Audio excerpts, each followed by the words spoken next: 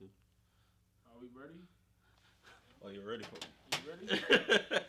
Alright, player. Yeah, Alright, player. You got a little time for me? Whoa, stop. You got a little time for me? Fuck out of here. Yo, nah, I really be like that. My favorite go to line is like, so what is it that I could possibly do to steal a couple hours from you? I guess that's a way to dive into a conversation, right? Look, all you gotta do is be consistent, baby. I'm consistent when I'm calling you. That's it. Other than that, if you don't hear from me in 2 or 3 days, then go the way it's gonna go. All right, we're ready. You know what I'm saying? We're ready, man. He said we're ready. We're ready. And we're at. I gotta hold on. This is medicine, people. It's medicine. Oh, that's good. Go. No, it's definitely delicious. It's not bad with the. It's not bad, man. It's not bad. What's going on? I am Quincy Valentine, and welcome to the Valentine Experience. I truly appreciate you guys coming back for said experience. Appreciate it, man. Appreciate it. To my left, as always, is the insatiable, the incorrigible, right? The nigga that carries a personal Henny with him. I guess. We're gonna talk about how that got in there. Tell the folks who you are. It's your man SouFside, man. You know, podcast Poppy. Oh yeah, this is the new. This is all right. So he's about to change all his handles. He will no longer be South. I'm still Southside, man. No longer the gorgeous gangster. Oh nah, that never changed. He is now. That never changed. Podcast Poppy. Podcast Poppy. That's dope, though. No, that's definitely. Like that. I mean, honestly, I think it fits the aesthetics, the type of person that you are. Oh, really? So, yeah. So yeah, man. We're back as always. Send me flavors. Okay. Huh? Oh, that's later. Right, yeah. What? Oh, flavors. Oh yeah. Oh, you spoke to Yeah. That's somebody else though too though. They got some. Okay. Lemonade. You know. I don't know. My cash app might be. Where you wanna start first? You wanna go Astro World Festival? Oh, we could do. Do you wanna go Ye's interview with Nori? Do you wanna which direction do you wanna go in? I'm feeling awesome. That good old edible is still flowing through my system. I guess we could dive into Mr. 808. Yeah. Since he's the top dog out of all the Lucy boys, he's the top guy, right? Yeah. So, yeah. Okay, all right, we can start with Ye. Unless you want. No. We can definitely start with heavy on your man holding hands. Who? I think everybody, because I'm gonna say we start with Ye because Ye has connections to Cudi and Ye has connections to Travis Scott. Exactly. So we can start with Ye. Yeah. So, did you see the interview? Well, if you don't know, Ye, formerly known as Kanye West, had an interview on a podcast as of recently, and he just dropped a couple of jewels. Yeah, he dropped a couple of jewels, but there was a lot of things that were kind of like, a lot of people felt like was wrong. He shouldn't have said, or principles and all this other stuff. So, I want to get your take on that episode of that podcast. Drink Champs. Honestly, I'm gonna be 100% with you. I fell asleep on about probably an hour and a half in. It was just natural. It was natural. It was I was watching the interview. But yeah, from what I got from it, it was some things to really look into. I feel like Kanye is at a point in his life where he feel like he's a little untouchable. Which is nothing wrong with that. It's nothing wrong with that. You should always feel like you're the man walking through any room. I still feel like you said he was dropping gems. What were your takeaways? What were your individual takeaways? Because I mean, from the podcast, from that episode. Yeah, well, honestly, I just felt like it was a Ye interview. I knew what to expect from a Ye interview, so it's nothing new to me, honestly. He's gonna say little things, little hints here and there. He's gonna call some people out, bring some things up. I like the whole the whole approach how he went about the whole Drake situation. Mm-hmm. It was an interesting watch from what I seen. Mm-hmm. It was, but you know me, I can't really just keep getting into people that got money. And I'm not really, and you gaining anything from it. You know what I mean? I still do this because it's part of what we do. Mm-hmm. It's part of the work, the content, and everything. But in all honesty, I gave it an hour and a half of my time. All right, so that's your perspective on it. No, I'm just telling you. That's just how I felt about everything. What I gathered from. Yeah, what did you gather from it? So from the first, because I didn't watch it. I didn't watch the second one because there's two of them. Yeah, I know. So I only watched the first one. What I gathered from Ye is that he has a general understanding of what the human experience is as a whole. Mm-hmm. He understands the different layers of like the intricate parts that we don't pay attention to. Okay. When you're at that top of the mountain, there's things that you're going to see that nobody will ever see. There's things that you're accessible to that nobody else is accessible to. So with that being said, a lot of the stuff that Ye was talking about, he's talking about universal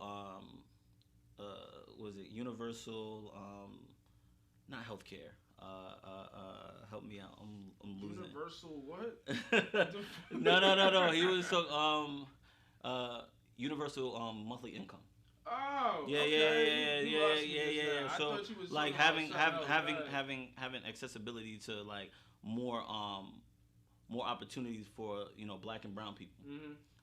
Getting the people out that are serving life sentences for stuff that wasn't too much too heinous towards mankind. Yeah, things of that sort. So just in that bubble, just that I respect that. That's the thing though, because when I listened to that and I seen it, I didn't know how serious to take it because I've heard this before. No, I mean I take everything that he says seriously, but I always take it with a grain of salt. But that's what I'm saying. How many times do we have to keep doing that? Until it falls on the right ears. Because right now it's falling on deaf ears. Now with Ye is a lot of people don't like the messenger, so they don't listen to the message. But that's how you feel about Hassan Campbell. Here we go. I don't have anything. I don't see anything with Hassan Campbell, right? Yeah. It's just we live in a feeling world. Yeah. Right? Just like I feel about Kevin Samuels, Dr. Umar Johnson, and Hassan Campbell. You have. But you love Umar. He's a misogynist and a dickhead. Although there are valid points he makes. Mm-hmm. Just like a dead clock is right twice a day, Umar's right. So is Hassan. So is Kevin. Yeah. My biggest issues with these folks is that they understand their demographic. Right. And I think that's a detriment long term because the fact that you understand your demographic and you understand that they function on emotions and not research. Mm-hmm. But how do you know that? No. But this is what I'm saying. How can you knock somebody else's, opinion on life and their experiences, and also getting, like you said, getting the information and understanding it and what they're reading on? Correct? True. That's what I'm saying. You can't knock it. All you gotta all you can do is just listen. If it applies, you know the rest. I'm just saying. Let it fly. That's what I'm saying though. Everybody is always. You can always have your opinion, bro. You can never sit here and knock down somebody's opinion on how they view shit. Okay, but at what point does opinion, right? We do our due diligence and do our own research. A lot of people take a lot of opinion and then try to make it fact. And that's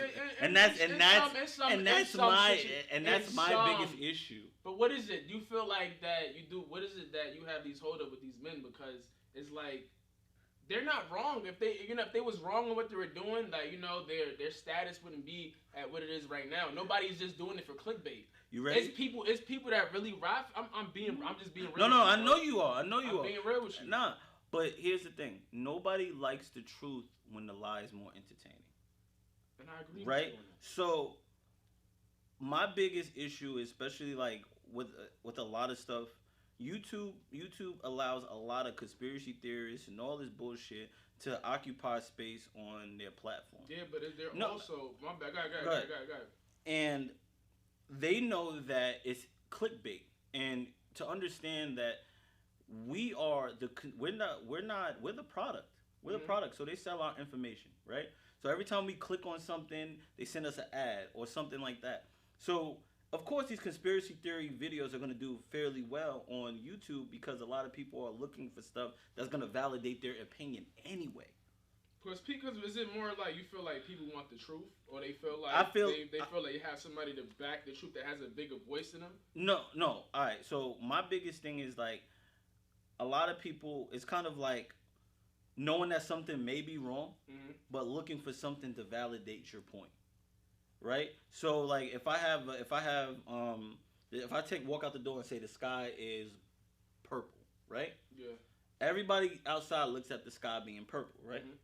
But then the person that's looking to find out to make it seem as though that sky is purple, they're gonna look for sources that validate or back their opinion. Right. That's my issue. Like if I would respect Kevin Samuels, Dr. Umar, Hassan, if they say all this stuff and then in their bio and their link at the bottom it says, okay, and here's where to find this information. Versus, that's what they do, though. No, they don't. Yes, I can pull up all their information. If you watch Hassan Campbell, anything what Hassan Campbell has, nigga, he leaves it down in the description, bro. He tells niggas it's here on the internet. No. It's information.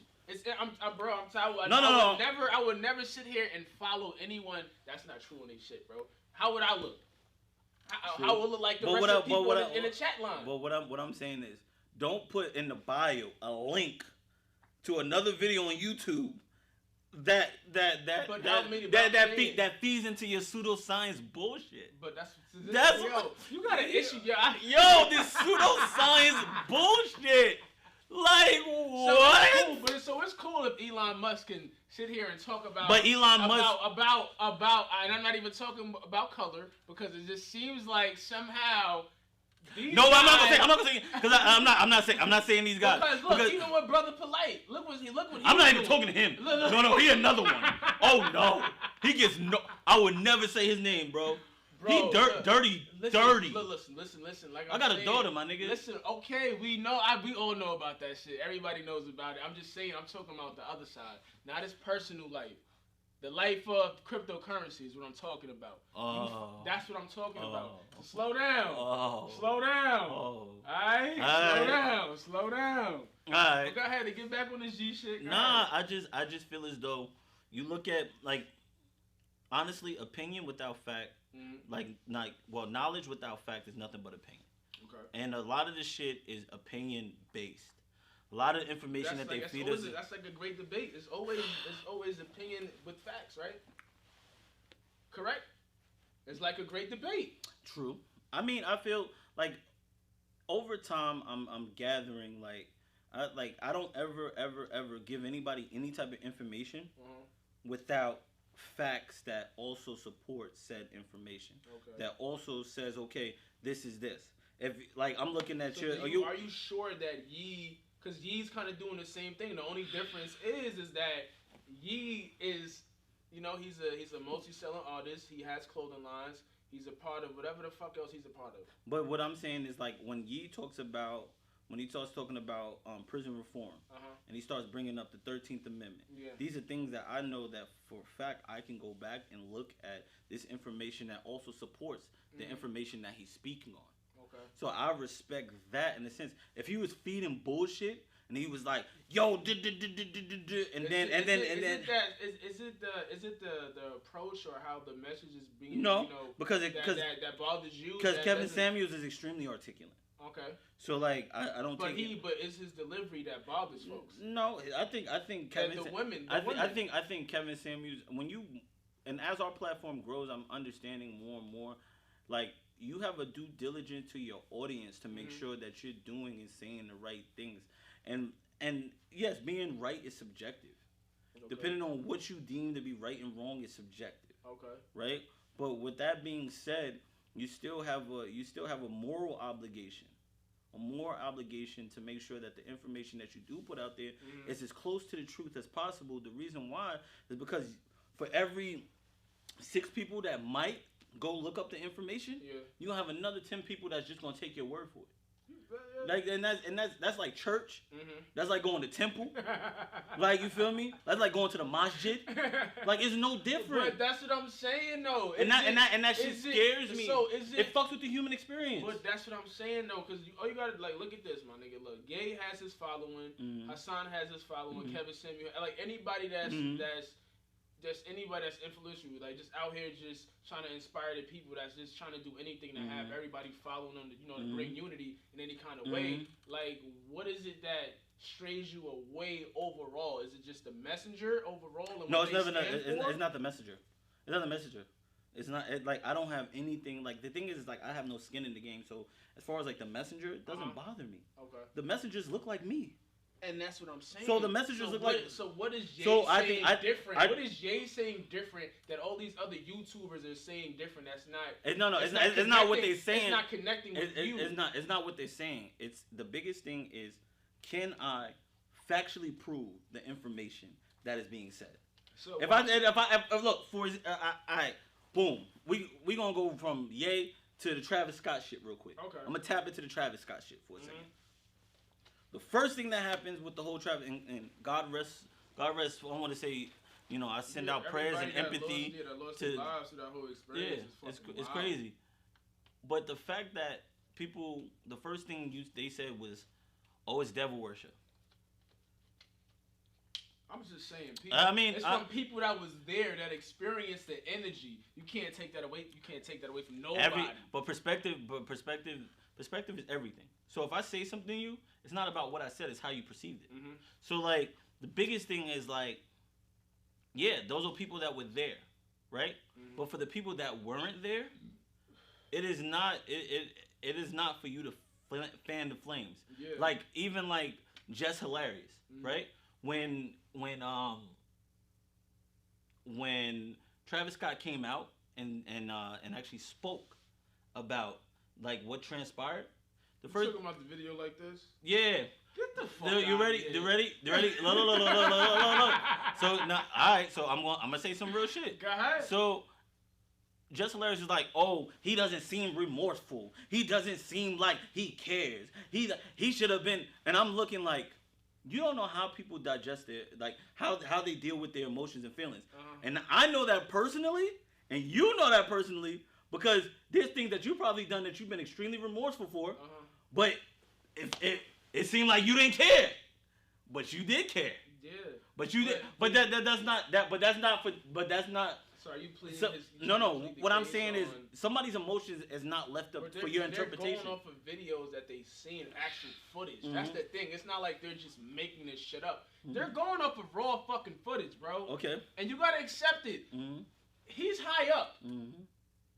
From where that video and that camera was and where he was, my nigga, he seen that shit. Regardless of anything. If he could have been on one or whatever the hell, devil worshiping, he could have been. Or he could have been on a translucent drug. They going off. This is what everybody going off. They going off the 8 flames and 8 bodies dropping. Maybe more than that. That's what everybody's going off for. They're going off for just what they're seeing. That's what everybody does, right? Everybody voices their opinion on social media off of visuals. Exactly. Correct? But perception is not, and in a lot of cases, a lot of times, perception is not always reality. Mm-hmm. What you perceive to be the truth doesn't necessarily mean it's the truth. And then again, like I said, it doesn't allow, like, who are you to tell me, this is real, who are you to tell me that I am not remorseful of what transpired? Whether he was or not, that's not for me to call it. Honestly, do you think he really cared? Like, that's not for me to say. Okay, and you're right. That's not for me to say. Okay, but it is not. I just wanted to ask you that because you started backing. No. Just hilarious. But what I'm saying is, it's not. That's what I'm saying. Like, to sit there and tell somebody that they're not emotionally, like, connected to whatever transpired is unfair. It's unfair. It's truly unfair because it starts to paint a specific narrative, right? So, what I hate about the internet doesn't necessarily have an opinion until somebody else comes with an opinion. It's kind of like nobody likes you until somebody gives you a cosign. People wake up. People wake up in the morning to look at the internet to look how they're supposed to feel for the day. But you know how this is. To think if they should be outraged or not. That shit is crazy to me. It is completely fucking asinine. Like, for real. And it's mind-boggling. Yeah. It's mind-boggling, and it doesn't allow people to have a truly human experience. It doesn't. I can agree with you on that. It doesn't. Bro, like, my opinions, my thoughts, everything is predicated strictly off of my personal experiences. It has nothing to do with anybody else's experience but mine. Mm-hmm.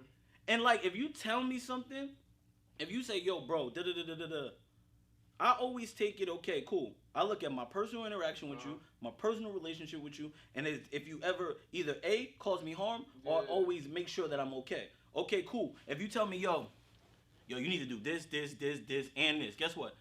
I know for a fact that when you say something to me, it is because it's for my well-being. Really? So that helps with my human experience. Mm-hmm. A lot of niggas are just waking up every day to just be like, okay, I feel this way, I do this, I feel da-da-da-da. And the reason why I feel that way is because I looked at social media and I feel that way. So a lot of people probably didn't even have that perception of Travis Scott. But when the internet had it, and because they don't have a general understanding of who they are, now their opinion is solely based on what the internet is. That's what it is now. The internet controls the universe. I've been saying this for like forever. The metaverse? Bro. It controls it. Look, you want to be part of that meta shit. I'm not with Who, me? Yeah, I'm not with right. that Nigga, my avatar gonna be like this. I felt like it's been like that for a while. It's been like that for a while. Your man is just pushing him. He's just pushing him more now. Who? What's his name? Zuckerberg? Yeah, that nigga. Zuckerberg understands that the way we are created, right? The way the world is now, there are millions, billions of people that are here to lift up the exceptional. That's just what it is. We are extremely... Going with that? I am. Either you're middle of the pack or you're exceptional. That's just really what it is. Middle of the pack. I feel like I'm middle of the pack. Why? I would never step into that lane. Why not? I don't know. I couldn't get into that, man. I don't know. I think get into the whole virtual life of living the Sims world. No, I'm not just saying that, but like I'm just saying like just like, not like taking. What happens to just going on casual dates and meeting people? Those days are far in between. What happens to building confidence? What happened to that? I mean, and this goes back into what we're going to speak about later. But continue. Go ahead. No, I totally agree with you. Like the simplicity of like what the human experience is just has been just solely just tainted. People are not allowed to be themselves in their full entirety. They're not allowed to feel in love. Why aren't they not allowed to? Because we have, who are stopping them? Is it society? Is it social media? Is it what? Like honestly, we are stopping ourselves. All right, so it's I keep saying this. So you want me to tell you what the components are? Go ahead. All right, society standards, Eurocentric standards of beauty. Yes. Right. That's been going on since mom and pop was watching black and white TV. Law and lawlessness. And then the topper, social media. So like your perception of what is popular versus what isn't popular, how you live and eat and go about your life, like everything is solely predicated on that because you want to keep up the aesthetics of whatever life that you're trying to build. So pretty much it's like to just put it in a ball, like life is a trend. An algorithm. Yeah. The algorithm for the most part. Yeah. I mean, and you have those people that break out of it, that break out of that algorithm, and those people are either considered, they call them homosexual, right? Which is weird because it's a double-edged sword. Either homosexuality is either welcomed and loved, or is used to be demonized against you. Right, so it's not even. It's no in between. There's no gray area. Left and a right. Either you're extremely loved, or you're hated, right? And then the rest of the human experience is solely based on getting to know yourself and elevating. And then once you get to a place where you're comfortable with yourself, you realize that everybody's not gonna like you. Everybody's not gonna love you. Everybody's not gonna adhere to your to your day-to-day living and your decision making. And then I think the human experience, like, because I heard it the first time I heard human experience was years ago. And then watching Dave Chappelle's recent special, he was talking about his friend that was trans. Yeah, the dude. Yeah. And she was like, I'm just having a human experience. Was he trans or was he? I thought he was just a no. It was he no, was trans? no. The guy that did the opening act for him. Yeah, that ended up committing suicide. Yeah.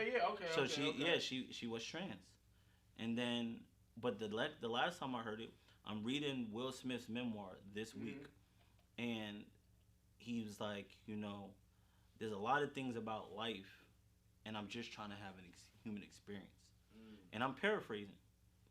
And then it just got the wheels turning on. Like, what is a human experience? Like, what does that entail?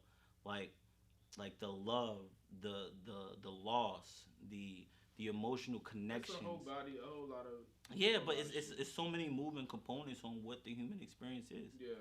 Like I was having a conversation with a young lady, about, how black women and black men are literally at odds with each other. It's like Which is true. Yeah. they love and hate each other.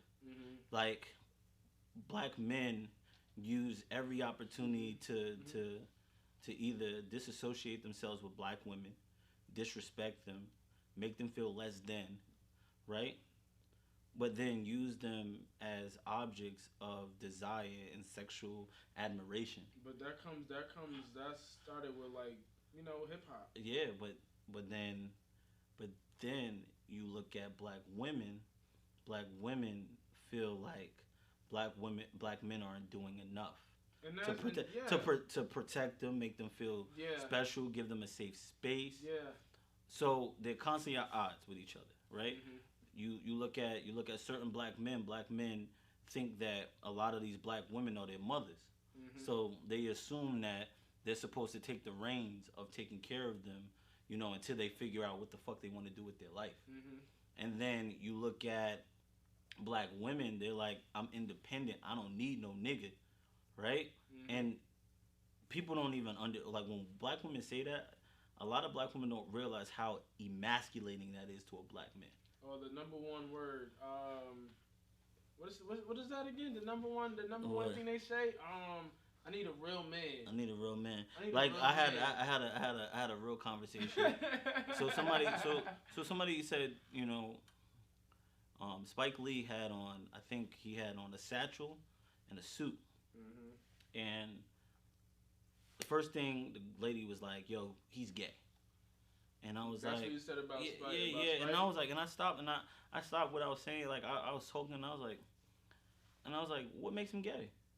Oh, ain't no real man wearing no bag. And I'm like, it's a satchel. Right. So a satchel usually carry you carry your essentials. Like usually years ago you would carry like your beeper, your computer, But a lot of stuff you just have your phone. You have your phone for it. Yeah. But nonetheless, she was like, yeah, ain't no real man doing that. I said, and what do you know about being a real man? Like, I'm tired of. That's I'm tired of. I need a real woman. I'm tired. I could never. That's what I'm saying. Being calling a woman and telling a woman, "Oh, be a real woman," is probably the most disrespectful thing you can say. So why is it? Say that. Oh, you're being just so insensitive to how I'm feeling and all of this. It's like, yo, do you think about the shit that comes out of your fucking mouth? Exactly. But then it goes back to the human experience. We don't try to empathize and understand what that looks like. You cannot tell me what a real man looks like. You ain't like, and exactly. I cannot. How can you tell me? We both grew up with no father in the house. Exactly. So you don't even know what a real man looks like. And I hate having this discussion because it can get real touchy, and a lot of people could agree to disagree. But in reality, we can't tell a woman how to be a woman. Exactly. How to be a man. I'm a man raised by women. That is raising a little girl, and I'm understanding that what I am and what I deem to be a man is gonna be different than what my uncle is. Or what my cousin is, even what my brother is. Like, what you deem to be a man and what I deem to be a man is two different things. Yeah, but the core responsibilities of being a man is taking care of your responsibilities. The responsibilities that you created. Take care of your offspring to the best of your ability. Take care of your motherfucking kids, man. To the best of your ability. And that's all you can do. And that's it. And then lastly, which people probably won't agree with, take care of your motherfucking mental health. That's facts. Your mental health is everything. That's the number one thing that everybody should be really diving into. Their mental health and making sure that upstairs is right before they even try to tell anybody anything. I am a firm believer of being selfish. And that's fine. And I think that's my problem, that I don't know how to be selfish. You're selfless. Yeah, I don't know how to be selfish. And I can honestly, I probably never, I didn't tell you, but that shit makes me inherently mad. It infuriates me because there's so much potential that you have that you're unable to tap into because people are blocking you from your blessing. Yeah. And that bothers me. To the point, there's days I'll be like, damn, bro, like, there's so much out there for him to sit there and put his hands on and be great, and he's not allowed to do that because he's too selfless. And it's okay and I think that's my cancer. Of course, I don't have that in me to just be like, you know what, yo, fuck you. And you know what I mean? Like, that's just me because I wasn't raised that way. You feel me? I wasn't raised in a dog eat dog environment. Mm-hmm. You feel me? So like I come from a loving home, even though my mother was a single mom. Yeah. But she still showed me love. You know what I mean? So I can always dish that out, and I always been around, like, you know what I mean? How can I say this? Like, she always made like the smallest situations like be the biggest things in my life. Like even if she take us out to the mall, or it could just be going on vacation for 3 days. Like, you know what I mean? I could feel that. You feel me? Yeah. I could feel that. Even if it's just us watching or going to the movies every weekend. It's quality time, you know, shit that matters. You know what I mean? So I got that's attached to me. Exactly. And it's like my human experience didn't really start to get to where it is now until I started to change my mindset. Like understanding that people are allowed to make mistakes. Yeah. Now, a mistake is something that happens maybe once or twice. But when you continuously do it, it's considered a behavior. Yeah. It is something that is embedded in you. Yeah, I think I was raised with that a little bit too, as far as, you know, making mistakes, and it's a behavior. Like, you know, everybody has an addiction. You know, like psychopaths like killing. Like we like killing, but we not. We not actually killing. We slaying. You know what I mean? So it's a different. Yeah. I mean, I spent so much time on in my house. When we were younger, me and my brothers never ate together. You know what I'm saying? Like, yeah. I found out with the but how did that make you, like, how did that overall, like, just growing up, like, just seeing that, and then you'll see your friends and they families having dinner. And it's not even Thanksgiving. It's not a holiday. It's a Sunday, Saturday night. I was jealous. I mean? I was extremely jealous. Like, watching people that actually have fully functional working families made me jealous. And then I realized, like, when I do have an opportunity to have a family, I'll make it work. Yeah. And then I realized that through the relationship, I couldn't concede to her thought process of what a man is. And she's had her father in her life the whole time. Yeah. But my biggest thing is, like, once I became who I was gonna be, and I started to carve out my own path of what the man that I wanted to be, I realized that I couldn't align myself with my daughter's mother. Because who I am, we can be the best. Me and her could be the best of friends to the day one of us go. Yeah. Right? But who I am right now in this space, I'm unable to be that man to her. And the reason why is because my perception and my human experience doesn't allow us to work as a relationship. But as a partnership to raise a child, it works perfectly fine. But romantically, I cannot give her what she needs. And you know what it is too? I think that's why a lot of people today are single, that are in situations like this, because, you know, maybe you're not on that wave anymore that you used to be on with them, and your thought process is like out of this world. It's not on just all about them. You get what I'm saying? Like, you're trying to build, you're trying to grow, you're trying to You trying to build relationships. You feel me? You trying to make something for yourself that you never got from your people. Exactly. And like it's crazy because I have a trifecta now. Like I have a decent relationship with my mom, which I never had. I have a good relationship with my daughter's mother. Works. And then I have an awesome relationship with my daughter. That's all through time. That's all through time. But that's time and persistence. Yeah. You know what I'm saying? Like I'm realizing, and then anybody that comes into my life has to understand the dynamic of what it is. Like I laughed and joked with you on the phone, but I think I really do have a God complex, bro. And you know what? At first, I was like, it's not okay to feel that way. But to be honest with you, there's no way that I could be a fully functional person. I would not be Quincy if I didn't allow myself to indulge in the type of person that I could possibly be. And that's why I think I'm so, like, I understand Kanye so much. Yeah. Because, granted, for everything, and the thing is, we all make mistakes. We make bad character judgments, right? But a lot of times, like, when I know shit, I know it. And if I don't know it, I'm going to go look for the fucking answer. So for me, Kanye West is, I wouldn't say he's a genius, but he understands himself. And the problem is with society, they don't understand, a lot of people don't understand themselves. So their human experience is not going to be like Kanye's, because Kanye is like, no, you're not going to do what the fuck you want to do to me and tell me that it's okay. You're not going to shit in my cereal and tell me to eat it.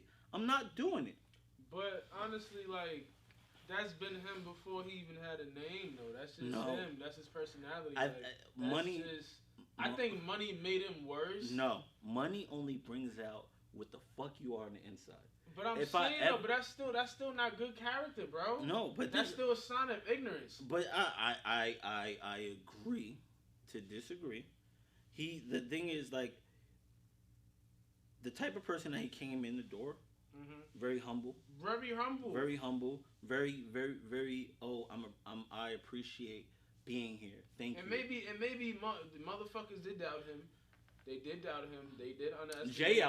Jay definitely. Yeah, Jay fucking doubted him. Definitely. Like Dame was the one that believed in him. Yeah, and that's what I'm saying. So that's it.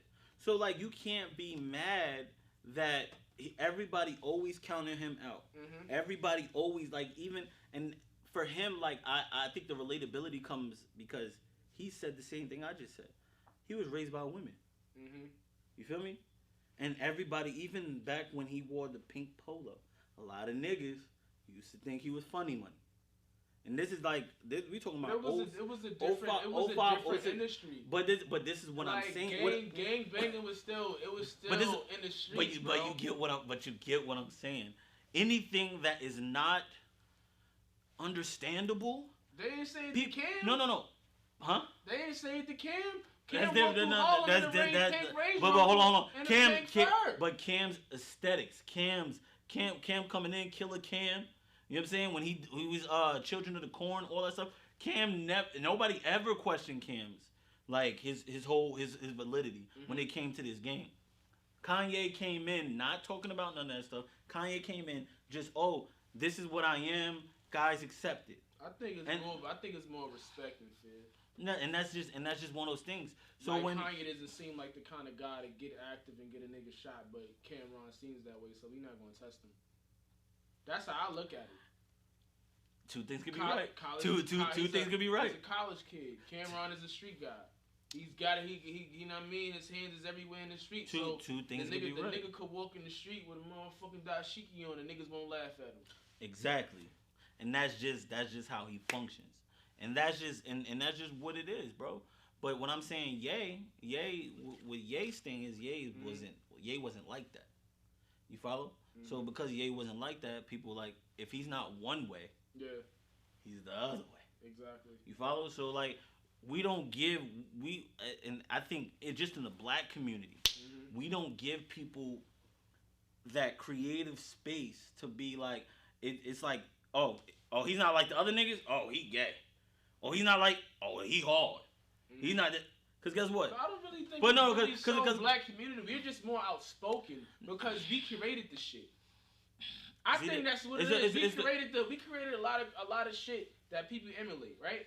So we're the main ones that always have a voice. We're the main ones that always have shit to say because we always got shit to say. So I mean, I truly believe that, and I like I said, two things can be right. Mm-hmm. But then it goes back to like, why is it that not Lil Nas X is considered the first outwardly gay rapper, right? And rap's been around 40 some years. The thing is, like, it was never social because it was never socially acceptable in rap. I'm saying in hip hop. Like, you know what I'm saying? Two dicks don't mix. That was big. You feel me? I'm saying like they use the F word like unequivocally to disrespect people. But that's what I'm saying. Look. Eminem, my words are like a dagger with a jagged edge. I stab you in the head, whether you're a fag or les. Like, this was stuff that, if you were to play that on the air right now, it would not play. That's what happened to, what's his name? Buju Banton, right? Yeah. This is what I'm saying. Like, I'm not here to be like, I'm not going to be like, oh my God, we're going to go ahead and just ride for people that, no, what I'm saying is, people are allowed to have human experiences. We should understand that. We shouldn't put people in boxes and allow them to have that human experience they truly need to have to understand themselves. People are not going to understand themselves because of the social parameters of how life is. All right, not to stop you, but since we're on this, are we diving into this whole Cudi thing and? I mean, you can go ahead. I mean, if you want, like, I'm gonna say what I'm gonna say regardless. His lady's gown. What about it? I'm saying since we're on this topic, are we gonna like really? Sure, why not? Like, hey, so I want to know, since we was talking about this on the way over here, if you was diving in, let's continue actually on what you were saying and how you was backing this whole. If he chooses to wear a dress, he wants to be a cis. If he chooses to wear a dress, allow him to wear that dress. But this is what I'm saying. Is it okay?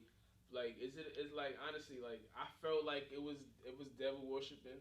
I felt like it was Goat Lucy all over again. And you told me, nah, no, but it's not. And I'm like, yo, if you look at it, how many times these motherfuckers humiliate themselves? And it's the same characters. There's nobody else. And if somebody gets added, it's probably like, 3 years later down the line?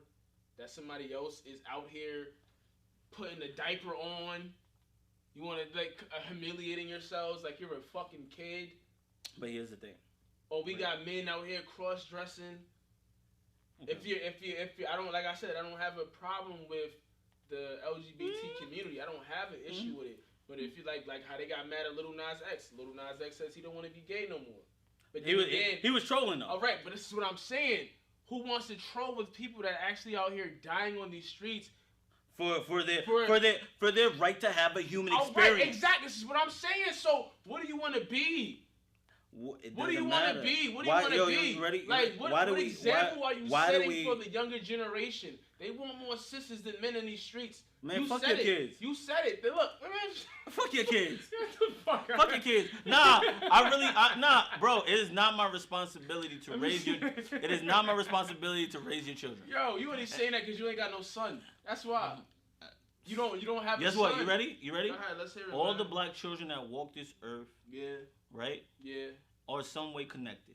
And with that being said, if I can, even though I don't have a son, I have a platform. So I have a responsibility to make sure that each and every person feels comfortable enough to have their human experience. Okay. Right? With that being said, Cudi, yeah, I mean, I feel like he should be able to wear what he wants to wear. Like that he shouldn't be judged by what he wears. Mm-hmm. If he decides he wants to wear that, then cool. You know what I'm saying? Like that shit ain't got nothing to do with me. It don't float my boat. I'm just saying. It don't do nothing for me. I'm just saying, on the rip, like you holding hands with somebody at a fashion show. The guy has a tuxedo on. Mm-hmm. You got a dress. It was a nice tux. What is that showing? Who's the man and who's the woman? Who's the queen and who's the don? So who's the dominant human and who's the non-dominant human? Yeah. It's not Cudi because clearly Cudi's not in the suit. I mean, maybe he wanted to be in the submissive role for the evening. But why? I have no idea. That's not for me to answer. Why? That's what I'm saying. Though you saying everybody should feel comfortable in what they do. Whatever they want to do. What are you showing to the public and your fans, and what are you showing boys in this world that are not on that side? Like, what are you showing? You can't bring something out of somebody that's not already in them. That's just real. Like, I've never look. I'm not. I got a brother that's gay. Oh, right, yes, exactly. Gay. I got. Listen. That's his lifestyle. Did he say that? Huh? Did he say that he was? Of course he didn't. That's why a lot of homosexuals are now mad at Lil Nas X. Okay. What are you? Are you with us or you're not with us? Man, listen. It's not for me to say. Exactly. Why? But that's I've been around gay people, and not one time have I thought about sucking a dick. All right. That's just real. That's what I'm saying. Like, it has nothing to do with that. You can't bring something out of you that's not in you. If Cudi came out when I was still living at my mother's house, why I didn't see this then? Because he maybe wasn't comfortable enough to. So it took you 12 to 15 plus years to be comfortable with yourself when you well seasoned in the game. That's what we going with. Yeah, we'll go ahead and do that. That's what we going with. We'll go ahead and do that. That's what we going with. I would look, man. Listen, I thought I was gonna dance for the rest of my life. I never thought that I was gonna be a podcaster. All right. So sometimes I get comfortable. You're lying. You always said people always told you that you have the gift I do have a good voice, man. You know what I mean? You a good public speaker. You know what I mean? Sometimes when I'm not high. When you're not high. When you're not high. One edible. I'm just saying in general. We caught the first act was it the beginning of this year? What?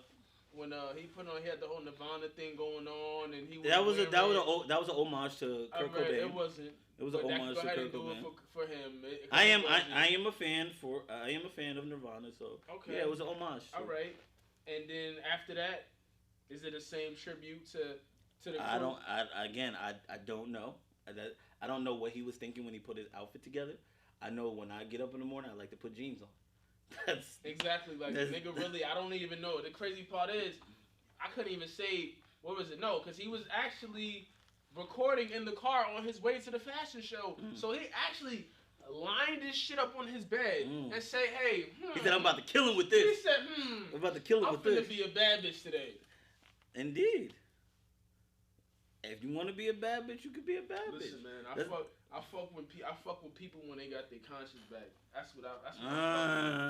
You know what I mean? Like when Kanye was talking his shit, I was fucking with him. You know what I mean? Like when he was riding with Trump and talking all that bullshit, everybody's right to their own opinion, but he was just a nigga. He was a puppet master, really. I mean, but now look what we got in office now. So exactly. But what I'm saying though, it's the same coin. It's the same coin. What I'm saying though, but then look. He got backstabbed, and everything that was said to him was bullshit.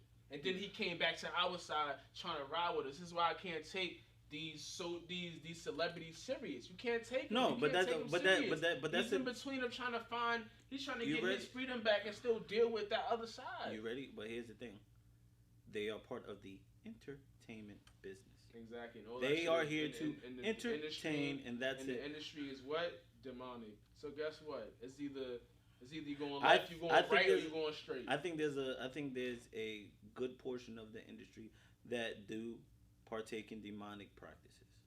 That I do believe. Okay. All right. So then, how you not a firm believer of the forces that happened at the concert? I don't know. Like I'm not one of those people to sit there and be like, well, when something catastrophic happens, this is what it is. So how would you feel? Granted. I wasn't there, so I can't speak on it. You know what I'm saying? I can say, oh, well, this is what it was. This is what I think happened. This is what transpired. Yeah. Right? So, yeah, there might have been entities that might have, that might have penetrated the spiritual barrier. Yeah. But I wasn't there to witness it, so I cannot say what was and what wasn't. Okay, brother, man. And that's just what it is. I'm gonna take it for what it is. What you said. Exactly. I've been saying, I'm just having a human experience, and I'm trying to interlink and have the same type of love and energy and share positive energy, and that's it. You know what I'm saying? And that's just where I'm at with it. I'm neither here or there. I'm not jumping through bridges. Yo, you're so full of shit. But go ahead. How so? Go ahead, man. How so? Bro, you've known me sitting here riding with this wave of men feeling comfortable in their own skin to sit here and just walk around. Instead of having on bootcut jeans, straight leg jeans, I wouldn't wear bootcuts. Jogger jeans. I'm just talking about jeans in general. Because bootcuts is a no. Jeans in general. Okay, cool. Just jeans in general. I like my jeans. That I can wake up in the morning and just be gangsta-licious. How does that work? How? No, like what did me say? You know what? I want to dress like my girl today. What if your girl fly though? What if your girl dressed like Tiana Taylor? If I was dealing with a Tiana Taylor, look, you can't even argue that. Listen. We not talking about girls though. We not talking about girls. We talking about guys. Listen, I know I'm patronizing. You always do that. Yeah. All the time. I'm talking about guys, bro. I just woke up in the morning and just say, hey, let me just throw on a skirt and a tank top. Really, and then throw on some open-toe Birkenstocks. I mean, really, really. I mean, so you would walk out like the Fresh Prince? Huh? With the crop top? That crop top that came out in those days, those are not come on, bro. Like, nigga, that's different. If you really was on some, that's the 70s, 80s era, 90s, whatever. The fashion was different, of course. But at the same time, they're not dressing like women, bro. Nobody's wearing a kilt. Nobody's not wearing a woman's gown or a sundress. Like, what are we doing here? Like, really? I feel like... Look, and they even trying to imply what's this, the whole shit with the whole gender shit, bro. They trying to make one bathroom for everyone. So what happened to privacy? So the indigenous people believed years and years ago, right? That there were two sexes, but there were multiple genders. Yeah, man. There were two sexes with multiple genders. I'm listening. And that's just what it was. I believe, because like my brother, like, and I always call brother. My brother, before he knew anything, he was like that. Right. Like that. But you've seen it. But I witnessed it myself. That's what I'm saying. I've seen it myself too, growing up. Before he even knew like what food to eat, you could see the energy that he possessed. Okay.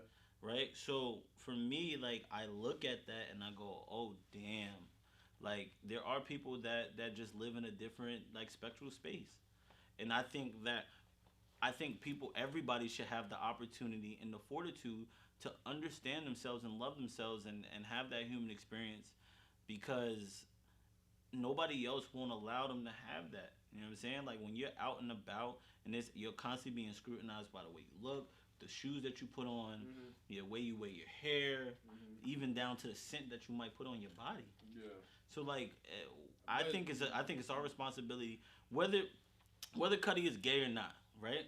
I'm not saying I'm supporting it, because I'm not really a Cudi fan, and I would say that in a heartbeat. I thought you was a Cudi fan. I'm not. That's what you told me. I'm not a real Cudi fan, bro. Like I'm a fan of the artistry. You're a fan of the artistry. The artistry that came with him writing for Kanye.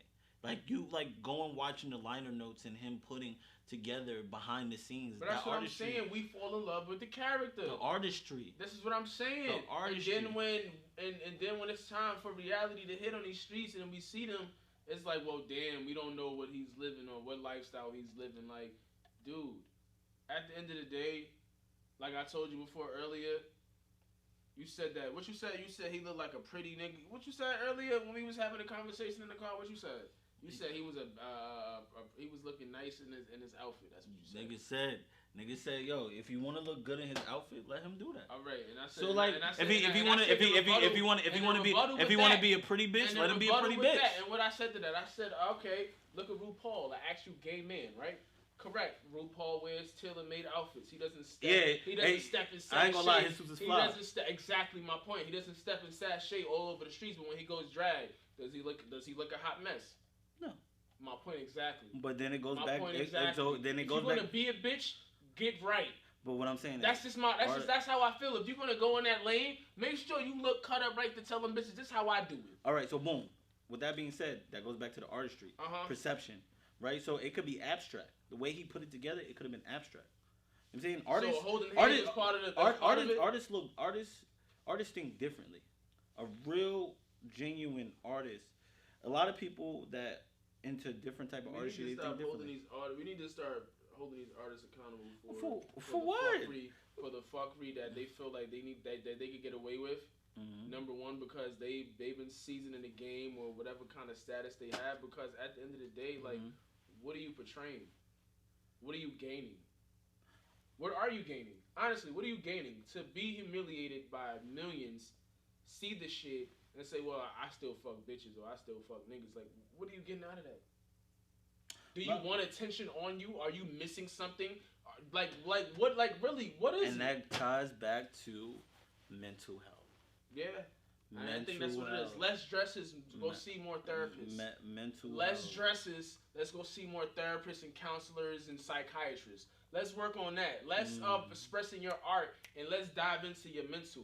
But let's stop putting the image out and let's dive into inside. Let's do that. Because then when something actually happens and then somebody commits suicide, damn, that's fucked up. Well, y'all wasn't riding for him when he was cross-dressing. Y'all wasn't understanding what was going on when he was cross-dressing. True. So that's what you need to look at them. Honestly, you need to look at them and say, what's making you really go out here and humiliate yourself to really put on a women's gown? And that's all that I'm trying to get you to understand. And I understand. That's all that I'm saying. I understand. And what are we portraying to the younger generation? But that's not cool, bro. But that's not. We seen our grandmothers and shit like that, our aunties and you know what I mean. As fucked up as it sounds, and mamas, I'm just saying, but bro. It's not our responsibility. Although, if you have a moral compass, you would step in and say, okay, this. But it is not our responsibility to raise other people's children. That's just real. What happened to being a role model to people that don't have that? Those outlets, something to motivate them on a day by day. That's not going to motivate them. But what if there's kids out there that are looking for someone to advocate their thought process and their love? And then when their journey's done and they're not making any music or doing anything, who else will they go to? I don't know. My point exactly. I don't know. And I think with all the time and understanding and the things that we go through naturally as humans is just, I don't think that we give these people enough understanding because he's been out of the spotlight for some time, right?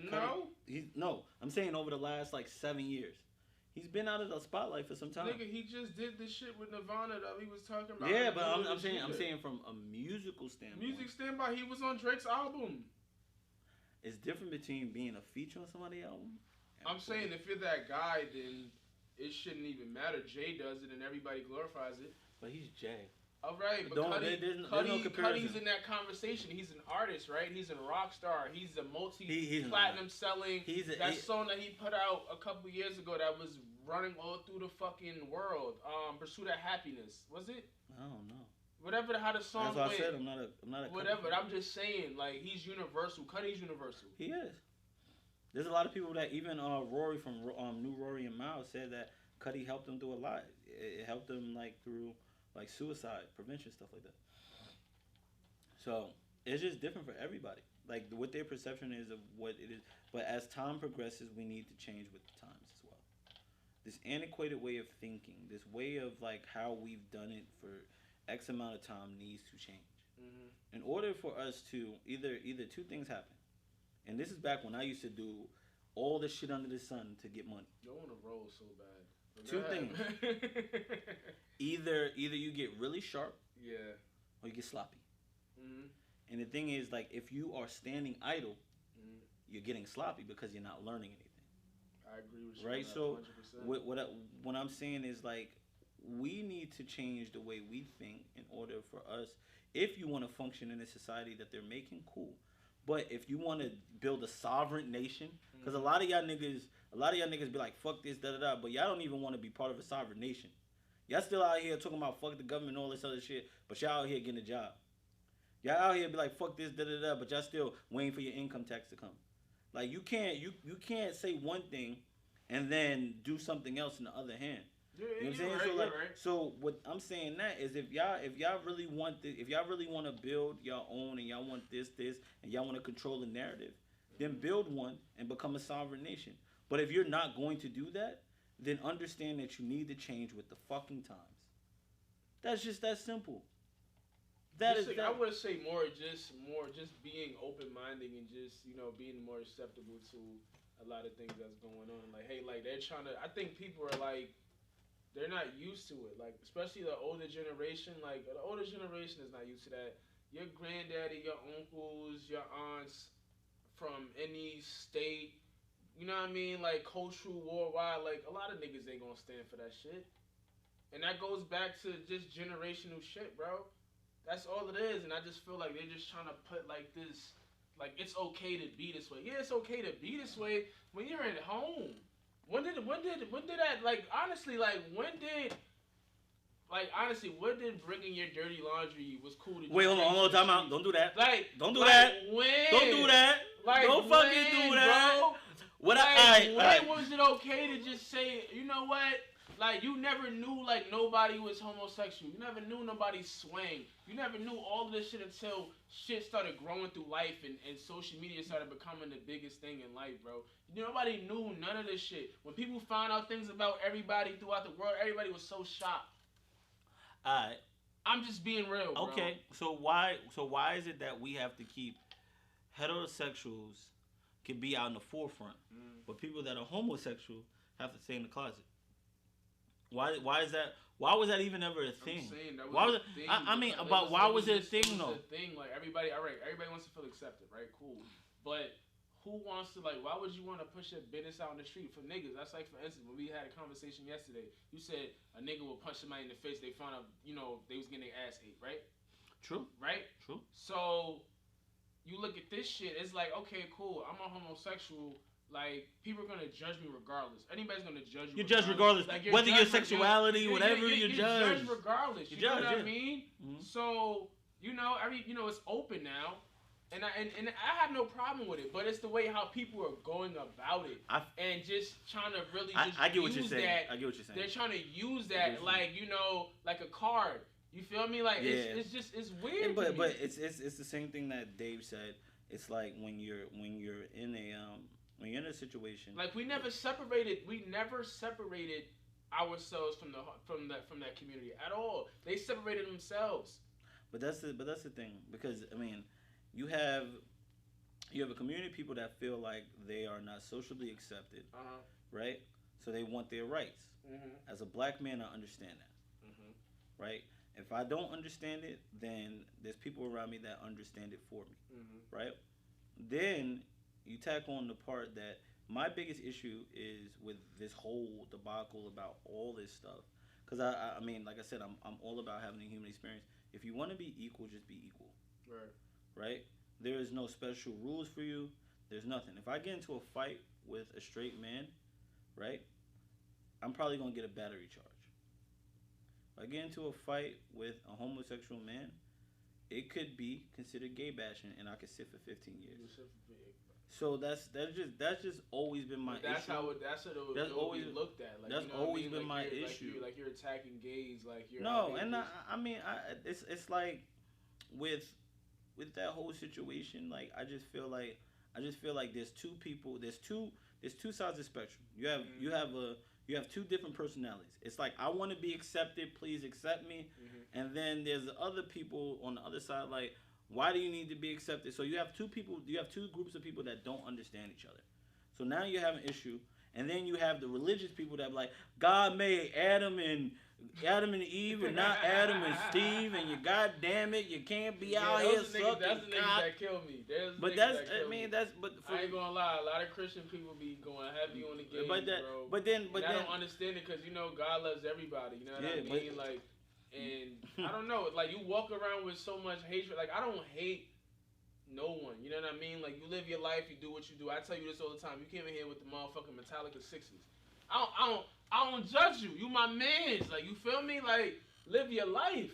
I mean, but what you do behind closed doors, you keep that shit in the house, bro. Listen, I tell you about my sexual escapades all the time.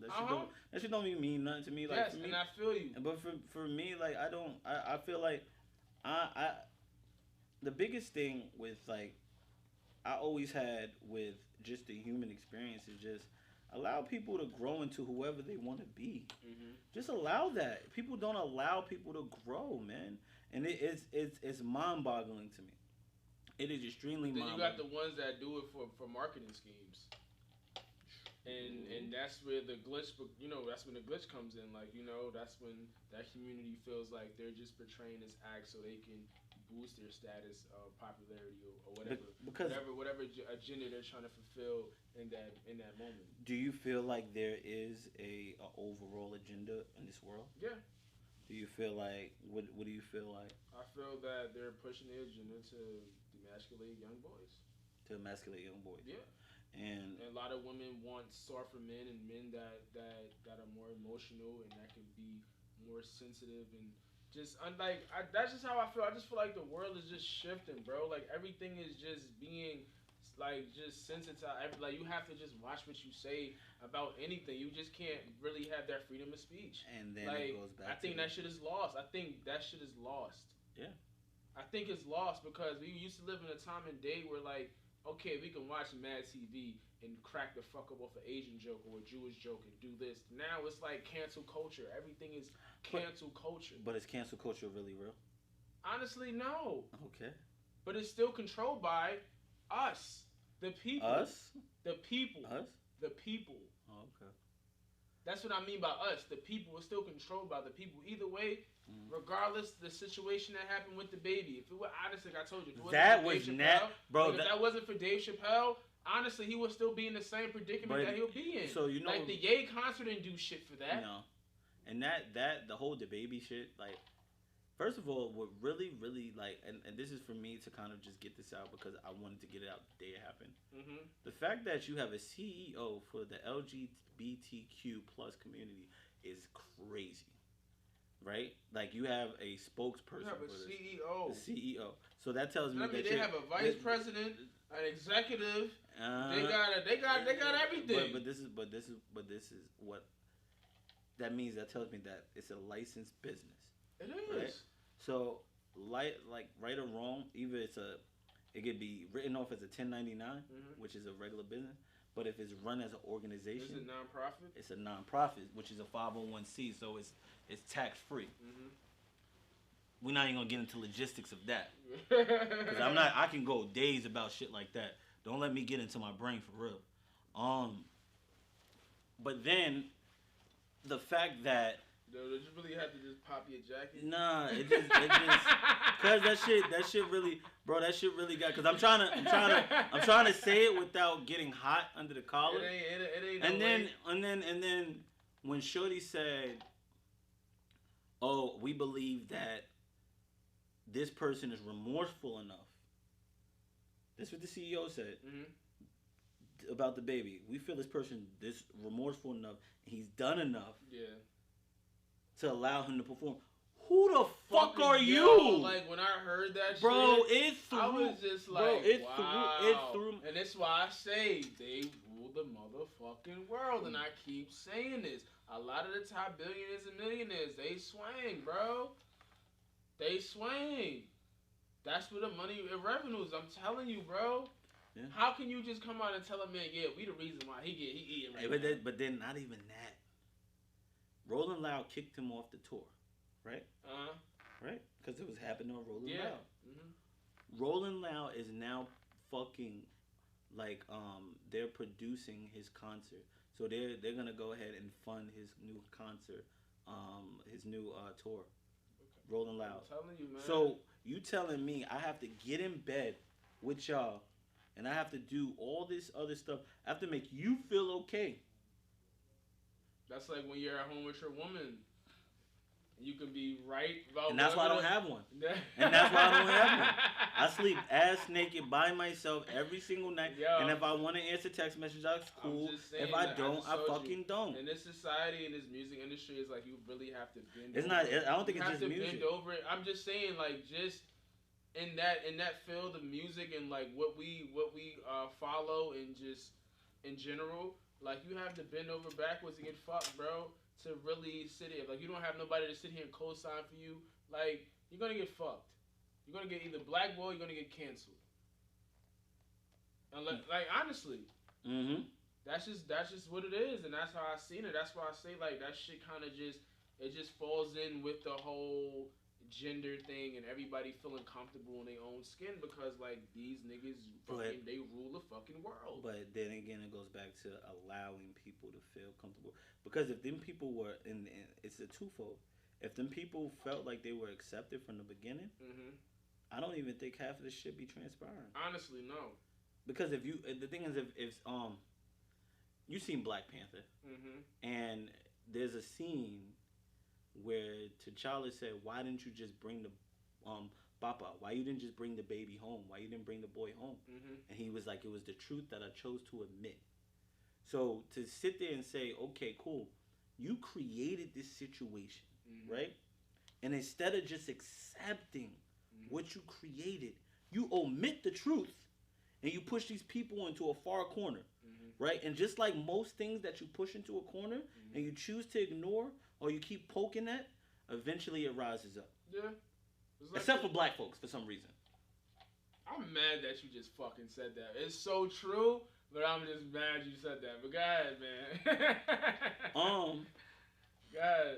So that's just, it's just one of those things where it's like it's a constant issue because these people that are dealing with the emotional distress, the emotional mm-hmm. feeling like they're not part of society, right? Mm-hmm. They have to constantly fight for status and validity. Yeah. Because they're fighting for opportunity to feel comfortable and have a regular human experience.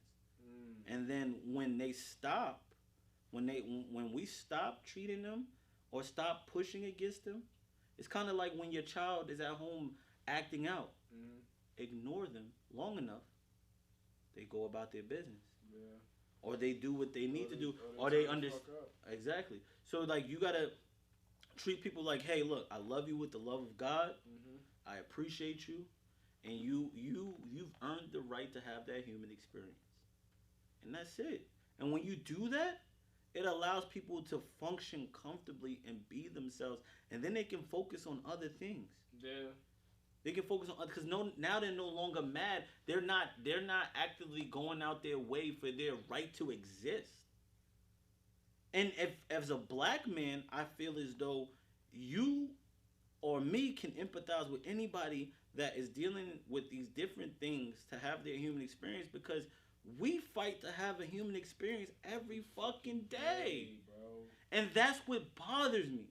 So when people like, when a cop car gets behind my car, bro, I think about if I'm gonna make it home, bro.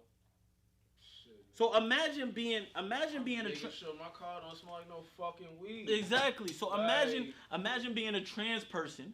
You walk into a room and everybody stares at you.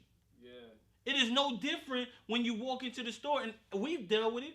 Walk into a store, and the moment the one cashier that's there come from behind the counter and walk behind us the whole fucking time. And you like, and now it's annoying you. Bitch, I ain't gonna steal nothing. Yeah. But that's still what happens every day. No, but what I'm saying to you is, why it's like punching fucking down. Mm-hmm. It really is. And that's to take that from Chappelle, but like, because we're essentially fighting the same right just to be equal. So why am I? Why? You said that. So why am I gonna? Maybe the gays and the blacks need to come together. Maybe we need them the same way they need us. Maybe. You get what I'm saying? You know why? And I'm gonna say, and you know what? I agree. Because they figured out how to organize. They have the voice. They figured out how to organize. They figured out how to organize. You don't have unity. They figured out how to organize, and they realized, like my man Otis said, ain't nobody bigger than the group. Ain't nobody bigger than the group. That's real rap. And that's just and the thing is, we've gotten to a place where we created so much separatism. Mm-hmm. And we like I ain't never heard nobody walk out the house and be like, yo, black people come out the house and be like, yeah, I'm shitting on niggas. Who's niggas? Niggas that look like you. Niggas that look like you. That's the only niggas. Yo. That's the only niggas. It ain't. Yo, real rap. You not even in music. Yo, we shitting on niggas. We busting at the ops. They talk the ops look like you. That's the how are you? Sad part. But this is what I'm saying. Y'all cutting down my life. Y'all cutting down my human experience to make other niggas feel like you more than. You feel me? You disrespect people that look like your mama, your sister, your aunt, your grandmother. Must I keep going? To make niggas feel like you more than what you are. Yeah. And that's dealing with, but because you didn't deal with your mental health, because you never found yourself, because you never sat with yourself, so now you don't have a human experience. That's real rap, yo. My nigga, like, I just don't understand. Rap, so yeah, my nigga, like, I sit there and I sit back. Everybody go, oh yeah, that nigga on the podcast, that nigga he a little gay. He look like he this and he did and he do this and he like this and he like this. I'm gonna put this out there for you like this. I ain't never had an issue with a woman. No, I'm not gay. Tell him. And that's just real.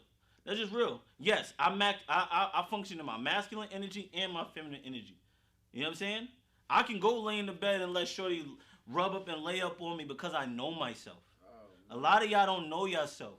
And y'all worried about the next man, but y'all ain't paid y'all rent this month. Don't worry about my human experience.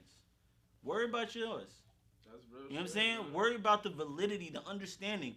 If you're not constantly working the strongest muscle in your body, this one, I don't want to talk to you. I don't want to talk to you. No, we can't kick it. No, we can't link. And this goes for what? No, we can't DM. Male and female alike. Okay. Male and female alike. And the problem is like, y'all so worried about everybody else's human experience that y'all don't even realize y'all watching your life diminish. Y'all sit back and y'all think about, oh, I need to do this and I need to do this. And like in the grand scheme of things, shit don't matter.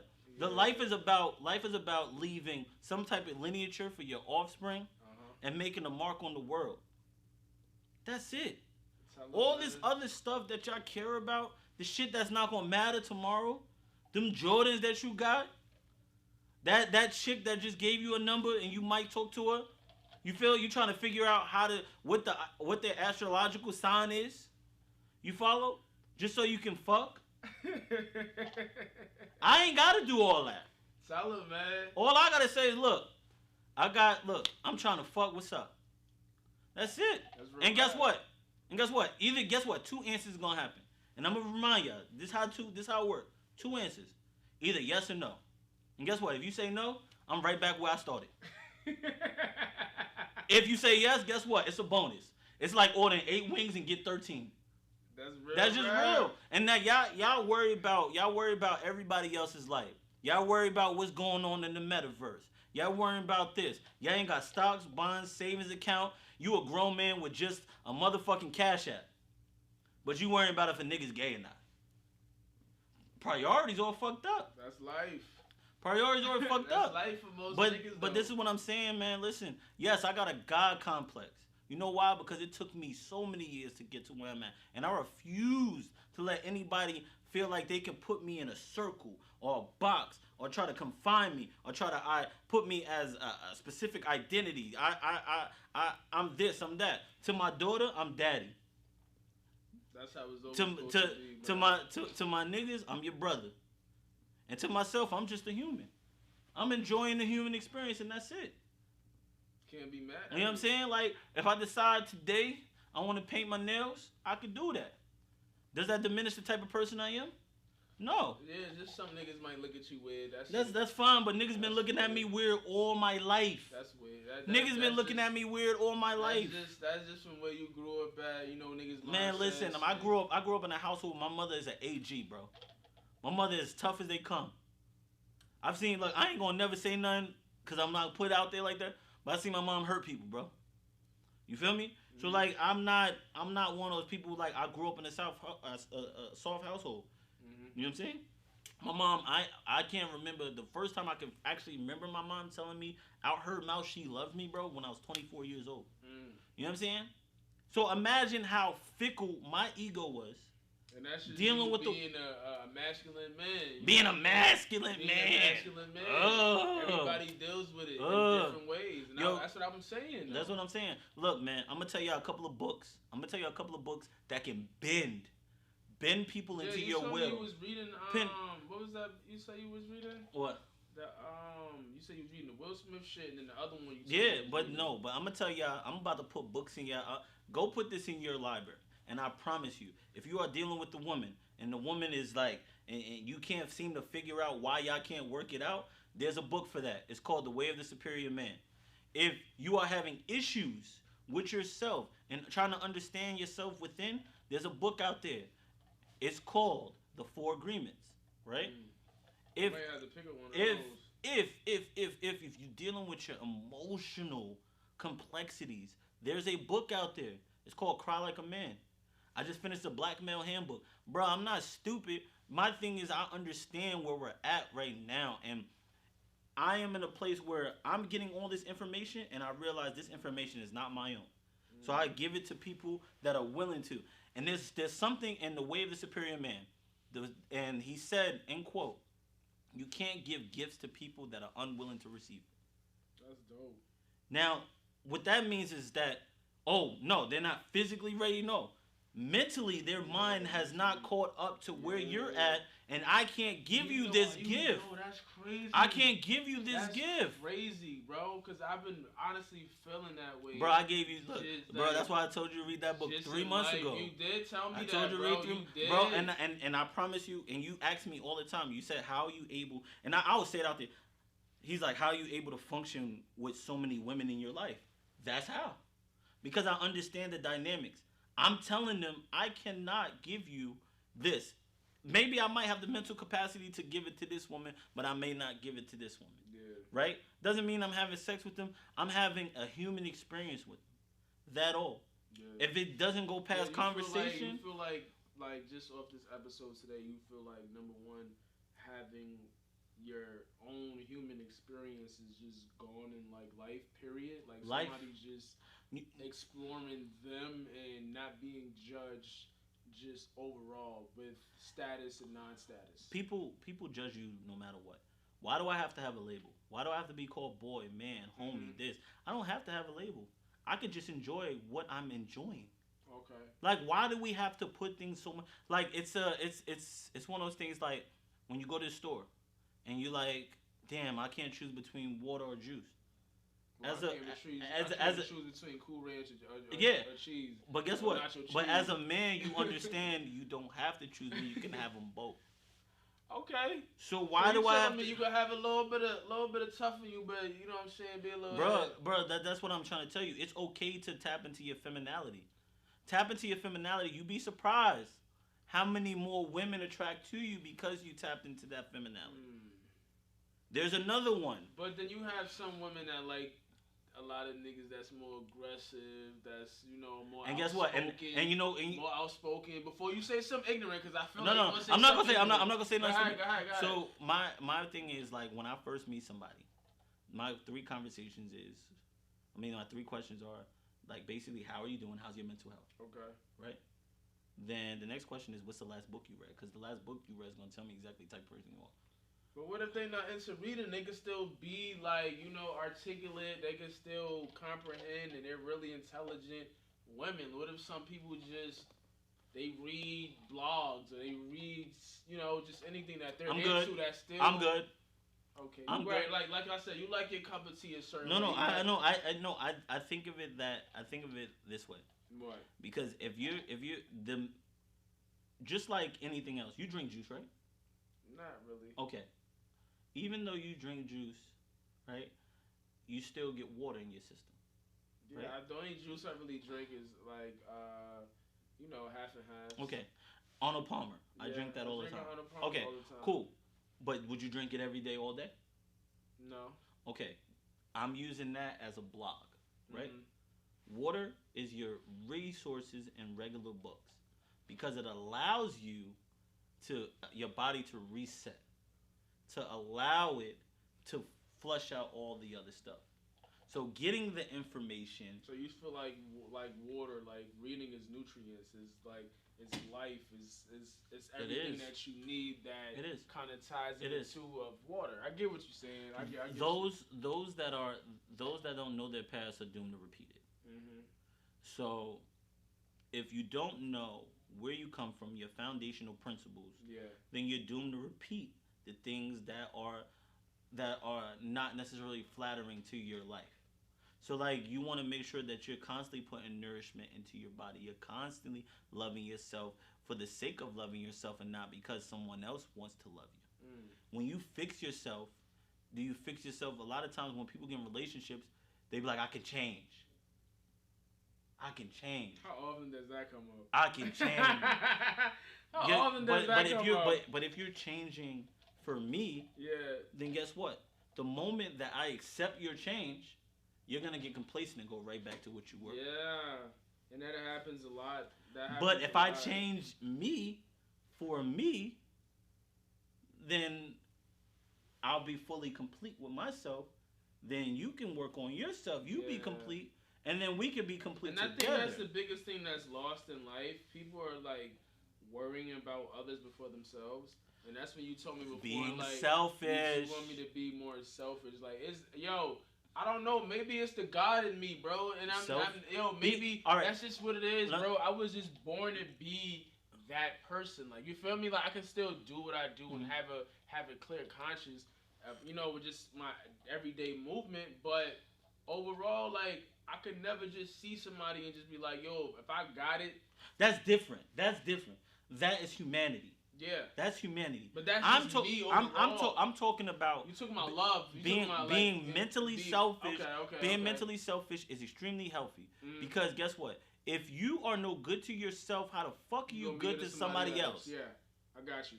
So being mentally selfish is probably the best thing you can do. That's what it is, though. I'm not that kind of person, though. I'm not the person to where like I can let somebody fuck up my mental or let life fuck up my mental and just be on a whole shit streak.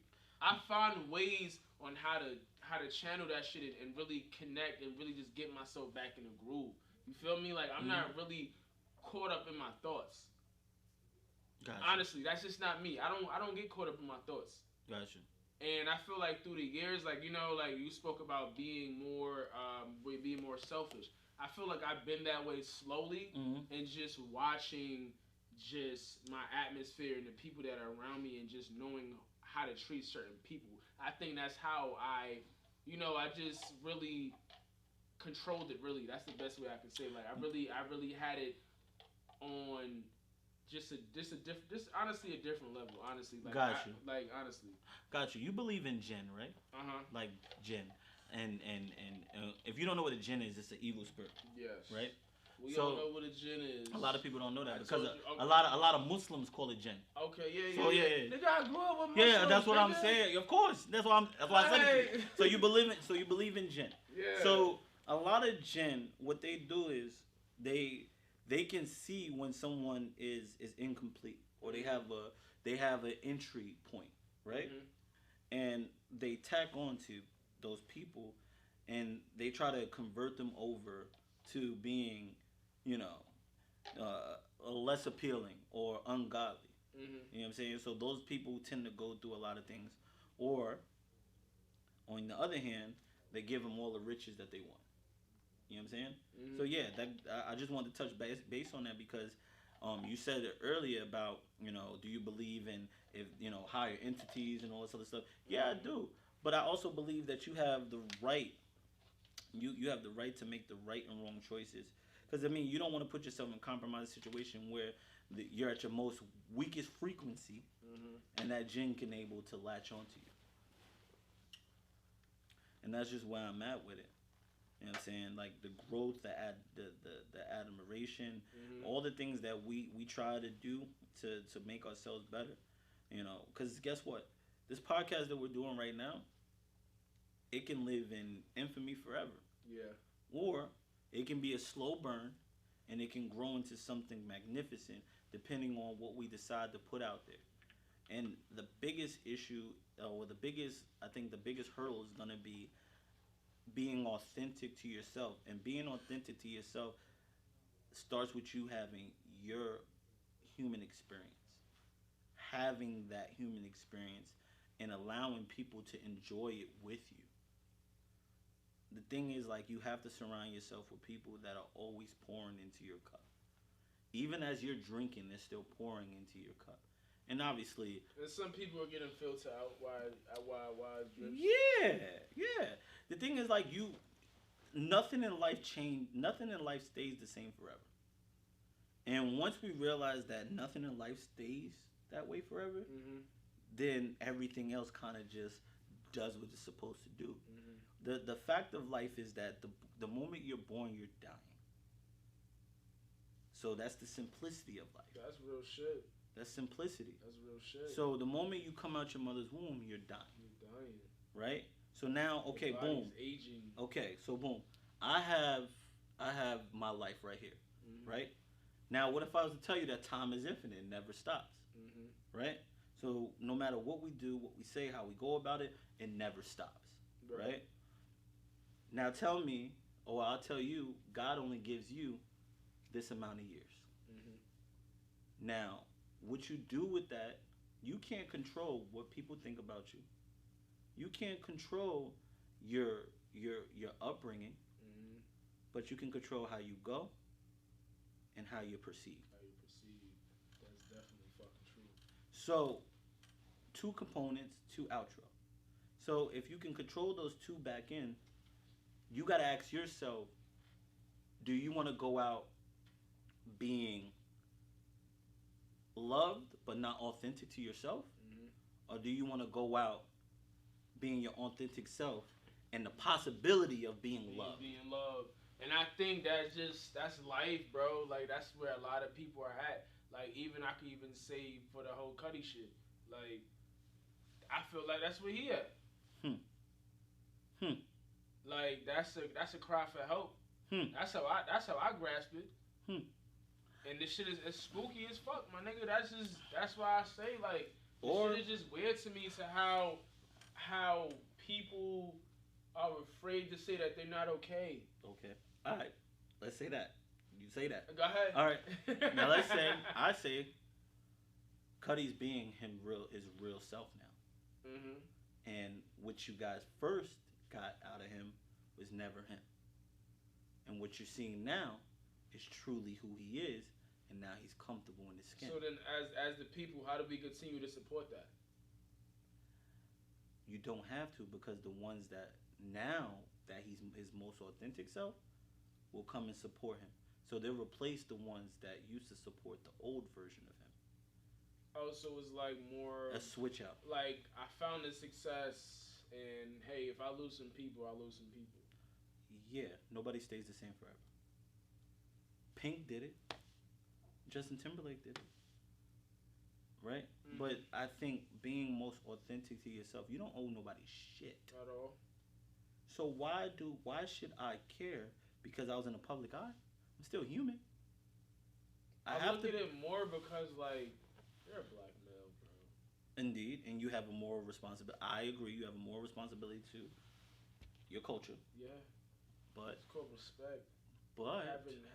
Go ahead. But with that being said, yeah, I have more responsibility to my culture, the people that I love, and all this other stuff. But the other part of that is they don't even have enough respect and love for themselves to make sure that they're doing what's applicable to moving the race in the right direction. So why should I give a fuck about a bunch of people that can't get their shit together? As a whole. Why should I care? You don't see that with the Jewish folks. You don't even. Matter of fact, I ain't even gonna say that. We both dated Africans, right? African women. When African women, no matter what country they come from, when they come to America, they all like this. So they can come from Congo, they can come from Sierra Leone, they can come from West Africa, the Ivory Coast, they can come from anywhere. But the moment they get here, they realize they're the only ones that's here. It's solidarity. So, with that being said, you don't have that with the black community. The black community feel as though, like, nigga, I got mine, you get yours. But that's been, like that. It's been like that. But that goes back to the Willie Lynch letters, though. Yeah. That goes back. But the thing is, if you know that it's been like that forever, and you know that you have the opportunity to change it, but maybe why haven't you changed it? Because I feel like, honestly, we don't have enough. Like, we need a cosigner. Like, honestly, I feel like the black community needs a cosigner. Like, so then that tells me that there's deeper rooted issues than what's at the surface. But we know that. So now, what do you do? What do you do to change the perspective of life?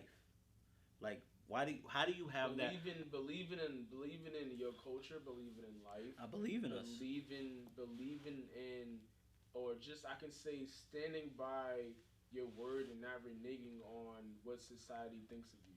Question: do you know how how much TV that the average black family watches? I'm pretty sure it's a lot of fucking a lot of TV watching.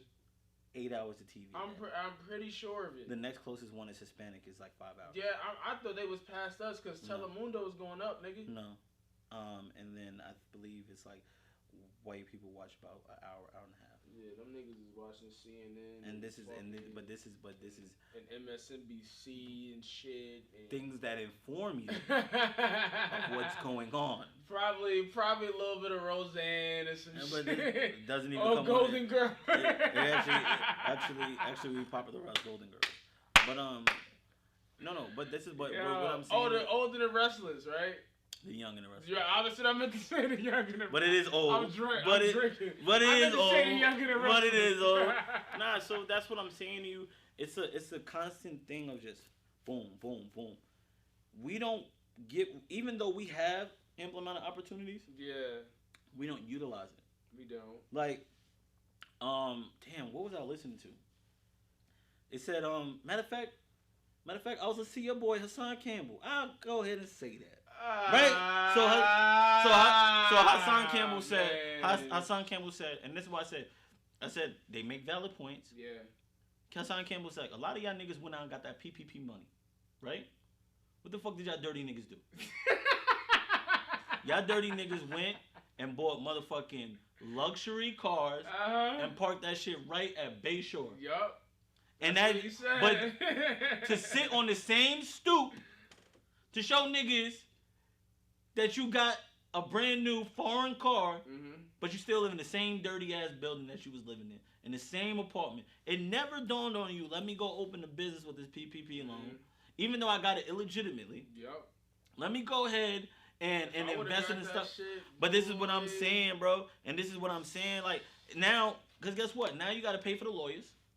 Because they coming for you. They coming for you. Listen, I'm going to tell y'all niggas out here from personal experience.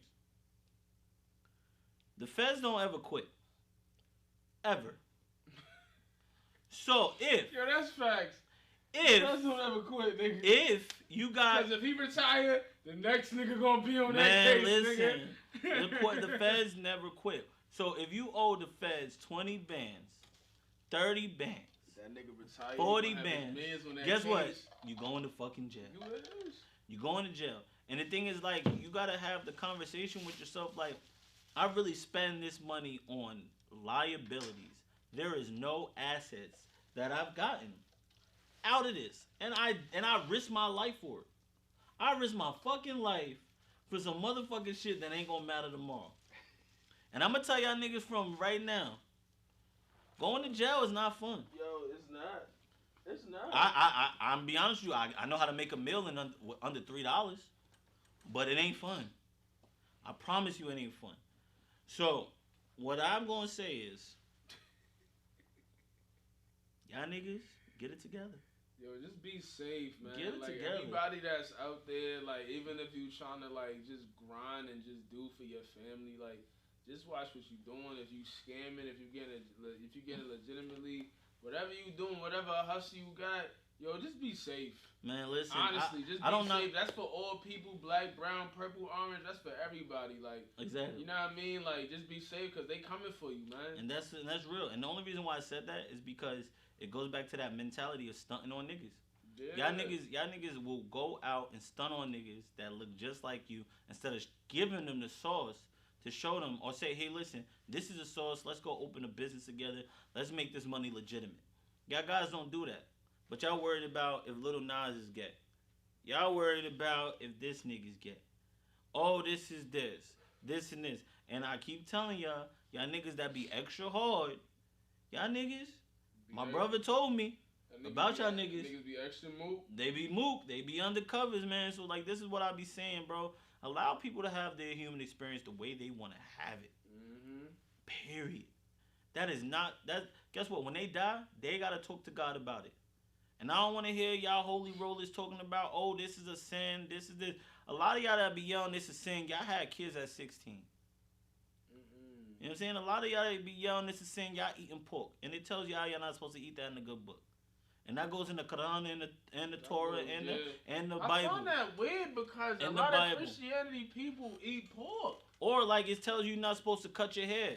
But I see a lot of big women with the side haircut in the churches with the little curls on the top of the head. So like don't Listen, we like all take and we all. That's what I'm saying. There's no one sin that's bigger than the other. Yeah. So allow people to have their human experience the way they want to fucking have it. That's true. Stop fucking casting stones and making people feel uncomfortable because you not comfortable with yourself. Like, that shit don't make no sense to me, bro. It really don't. And the more I read, the more I realize I know nothing about life. But what I do know is that it's not okay to impede and make people feel bad about having their experience. That's their experience. That's it. Yeah. That's it. Like, bro, if you comfortable and you want to walk outside in knee pads and a fucking crop top, do that. If it makes you feel comfortable, if it makes you feel closer to the most authentic. But I think, you know what it is? I think people have something to say when it looks sweet. When it looks unnormed. You ready? It looks something, that's not for the ideal, for the eyes. Okay. You know what I mean? Okay. All right, I got you. That's what bothers folks. Okay, cool.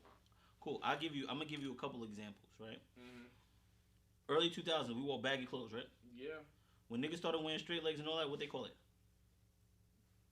I know. Okay, boom.